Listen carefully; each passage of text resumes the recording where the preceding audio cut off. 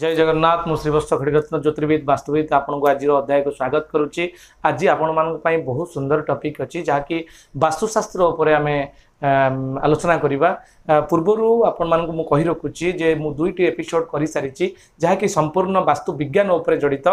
एवं वास्तु विज्ञान सहित आम शरीर तत्व एवं वास्तु जोटी आम बसवास करुँच जहाँ जत्र बसती स वास्तु से न्याय पृथ्वी तत्व एवं आम शरीर तत्व किभली एकाकार भाव में परिपूरकत्व मेंटेन करे ता आज आम जानिबा एवं प्रीवियस क्लास रे मध्य आम ए सब जिनस आम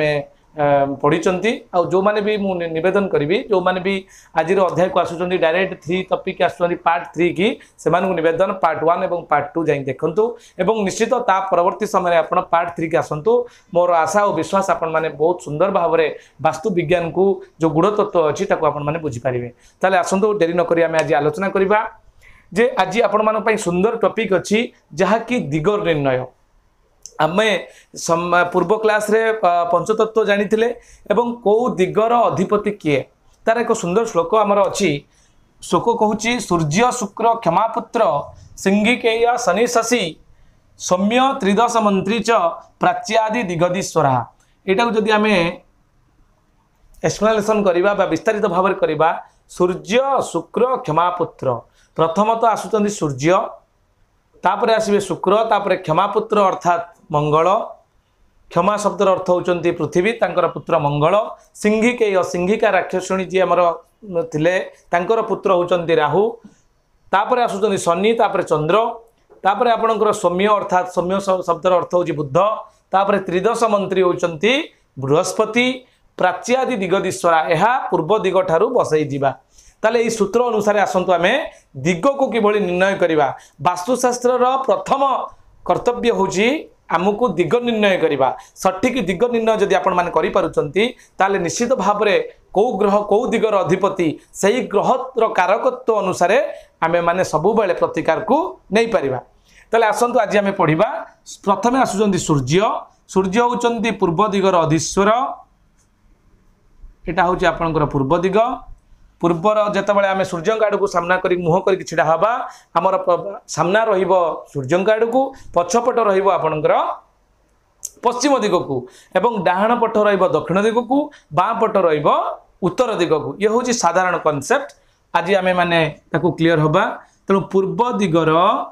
अधीश्वर होचंती सूर्य सूर्य आम नक्षत्र कहते किंतु ज्योतिष शास्त्र रे ता होची ग्रह कारण ग्रह जार गति अच्छी जे गमन करुची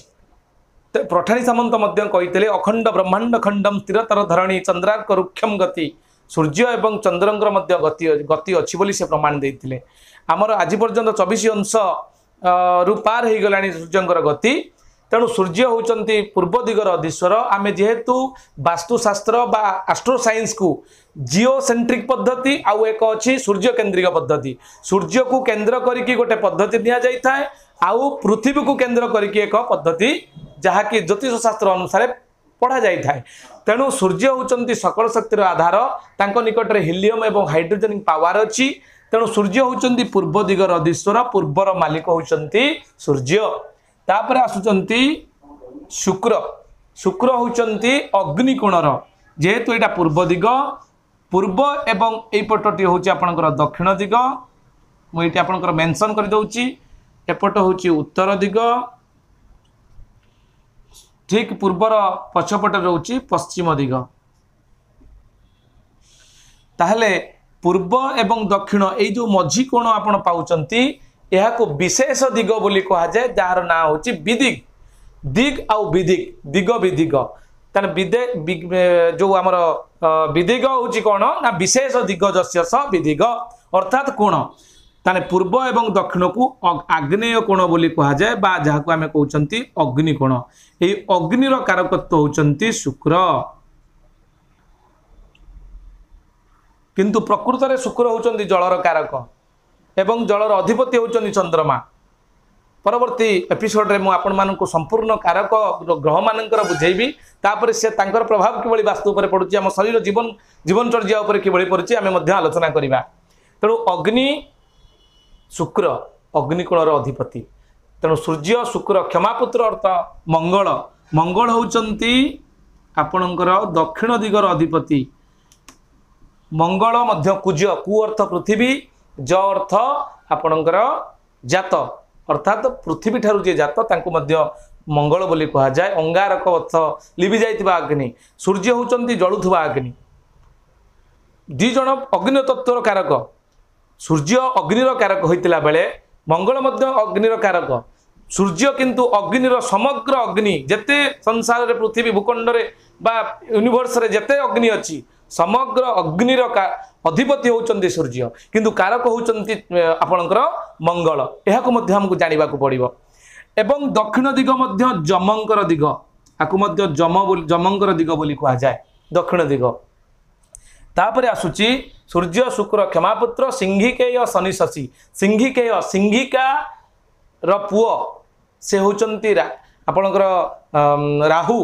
राहु होचंती एई दिग जहाँकि दक्षिण एवं पश्चिम दिग तार अधीश्वर होचंती राहु ए कोण को आमे कहउचंती नैऋत कोण जहाँकि आपणकर साउथ एंड वेस्ट साउथ आउ वेस्ट र मझी कोण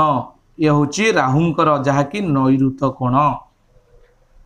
प्रथम तो आमको जानिबा को पड़िबो वास्तुर प्रथम नियम प्राथमिक पाठ जहाँकि मु आज आपण मान आगे ब्रीफली डिस्कसन करुच्ची या मन रखिए कारण यही मूल तत्व ही आमको जो एडवांटेज साइंटिफिकली वास्तु विज्ञान को आम जानिबा ये सब जिनस आपण निहाती आवश्यक हम एवं निहाती दरकार हम जरूरी हम तेणु पूरा डीपली भल भाव या बुझंतु। तापर आसुची आपणकर सूर्य शुक्र क्षमापुत्र सिंहिकेय शनि शशि शनि होचंती आपणकर पश्चिम दिगर अधीश्वर एटी शनि आपणकर शनि होचंती पश्चिम दिगर अधिपति। तापर आसुची शशि शशि बोइले चंद्र एई जो विदिग आउ गोटे पाउचंती आमे कोण पाउचंती ता होची उत्तर एवं पश्चिम उत्तर पश्चिम मझी कोण को आमे वायव्य कोण बोली कहउचंती वायव्य कोण बा वायु कोण ए वायु कोणर अधिपति होचंती स्वयं चंद्रमा चंद्र होचंती वायव्य कोणर अधिपति कारण वायव्य कोण सहित जदि रिलेटेड किछि प्रश्न आसे ताले आमे चंद्रमा सहित तुलना करिबा तांको कारकत्व को बुझिबा पई चेष्टा करिबा। तापरे आपणकर आसुची उत्तर दिग तीनोटी देवी बा देवतांकर स्थान उत्तर दिग होची आपणकर बुद्धंकर स्थान उत्तर दिग कुबेरंकर स्थान उत्तर दिग लक्ष्मींकर स्थान अर्थात उत्तर दिग होची आपणक समग्र यूनिवर्स रा पॉजिटिव एनर्जी जहाँकि आस्ति सूचक भावनार बा पॉजिटिव एनर्जी रो परिपूरकता आस्ति सूचक शक्तिर प्राण केन्द्र होची उत्तर दिग। तेणु उत्तर दिगरे कौन कहला सूत्र सौम्य त्रिदश मंत्री सौम्य शब्दर अर्थ एठी राजकुमार बुद्ध तेणु बुद्ध होचंती उत्तर दिगर अधीश्वर एठी बुद्ध मध्य कुबेर को मध्य आमे नहीं परिबा उत्तर दिगर अधीश्वर भाव रे काको कुबेर को मध्य नहीं परिबा एवं लक्ष्मी मध्य उत्तर दिगर अधीश्वरी लक्ष्मी को मध्य नहीं परिबा ऐश्वर्यर देवी जदि सी प्रसन्न होती कुबेर निश्चित धन देवाई आपन को बाध्य हेबे तेणु उत्तर दिग सब बड़े माने सुंदर भाव में परिष्कार परिच्छन्नता रखिए कारण ये परवर्ती समय आपको आर सुंदर माने अत्याधुनिक एवं वैज्ञानिक तथ्य मुझे आपण मानक प्रदान करी तेणु धैर्य सहित समस्ते आम एपिसोड को भल पाइबा देवे या शेयर करेंगे सब्सक्राइब करने मोर निवेदन। तेणु तापर आसूची आपणकर त्रिदश मंत्री त्रिदश मंत्री होचंती त्रिदश शब्दर अर्थ होची त्रिदशालय अर्थात त्रिदश अर्थात देवता आलय अर्थ घर जोटी त्रिदशालय जोटी देवता माने बास करती से त्रिदश मंत्री से त्रिदश शब्दर अर्थ होची देवता मानकर मंत्री तेणु देवता मानकर मंत्री बृहस्पति से होचंती ईशान्य कोण तार अधिपति होचंती बृहस्पति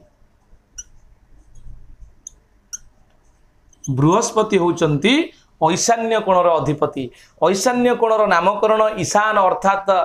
स्वयं शिवंक ठारू हेची शिव होचंती ईशान ईशानेश्वर तेणु ईशान शब्दर अर्थ हूँ शिव शिवंक तत्व अनुसार ईशान्य कोण है शिव होउचंदी जल तत्वर अधिकारी कारण तांको मस्तिष्क गंगा विराजमान करिसंती तेणु ईशान्य कोण आम साधारणतः नलकूप आपणकर पोखरी इत्यादि आम रखी था कौन कौन रखती कहीं रखती कौ जगार रखिए केते पदरे रखिए तार स्वतंत्र मीमांसा आपण परवर्ती एपिसोड रे पाइबे। तेणु आज आमे जो आलोचना कले सूर्य शुक्र क्षमापुत्र सिंहिकेय शनिशशी सौम्य त्रिदश मंत्री च प्राच्यादि दिगदीश्वरा प्राच्यादि शब्द अर्थ होची पूर्व दिग ठारू आपण बसई बसैका जिवे सूर्य शुक्र क्षमापुत्र यही भाव में। तेणु आपण माने आज संपूर्ण क्लियर हेले जे एई जो दिग आ विदिग दिग चारिटा विदिग अर्थ विशेष दिग जहा ता होची कोण ताकू मध्य आपण माने आज जानिले। जय जगन्नाथ।